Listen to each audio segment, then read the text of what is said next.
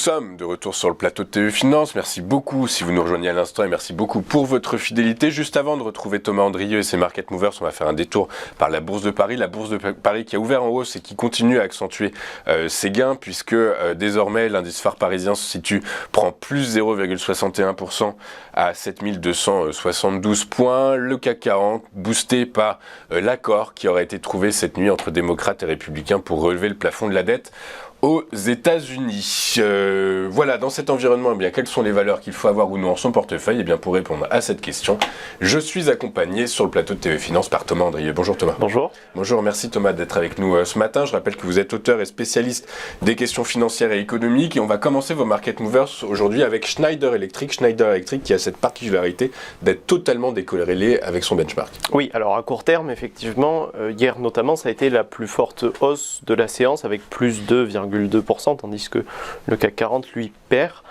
Donc effectivement, il y a cette, même sur le mois, Schneider est en hausse de 2,8%, ce qui n'est pas non plus significatif, mais le CAC 40 perd 4%. Donc effectivement, il y a une force relative qui est plutôt favorable à Schneider Electric. Ceci étant, quand on regarde à moyen terme, c'est-à-dire sur les mois passés, il y avait une bonne synchronisation entre le CAC 40 et Schneider, en tout cas sur les vagues haussières puis baissières.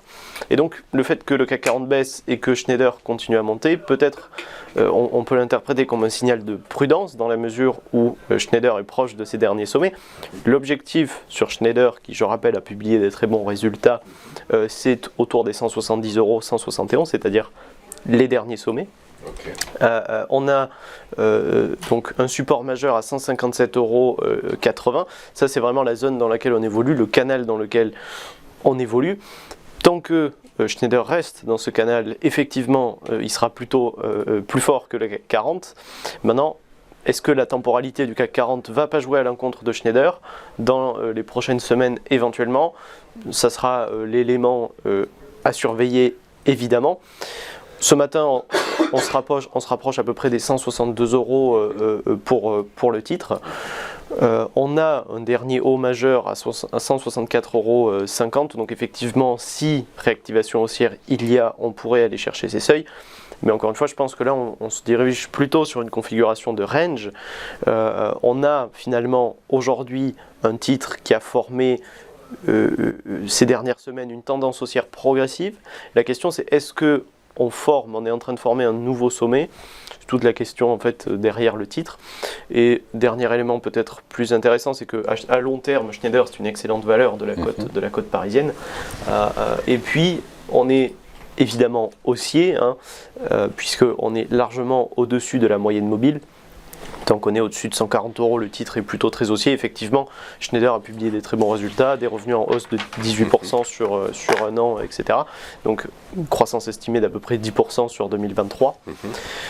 Donc, c'est sûr que le Schneider, je pense, continuera à surperformer le CAC 40. La question, c'est est-ce que la temporalité des mouvements du CAC 40 dans les prochaines semaines ne va pas enclencher peut-être des prises de bénéfices ou voire effectivement des prises de bénéfices sur le titre de Schneider. Donc ce que vous nous dites en fait, c'est que cette décorrélation observée sur le titre de Schneider avec son benchmark, le CAC 40, induirait le fait que si le CAC 40 retrouve des couleurs à court moyen terme, eh bien ça pourrait pénaliser le titre de Schneider.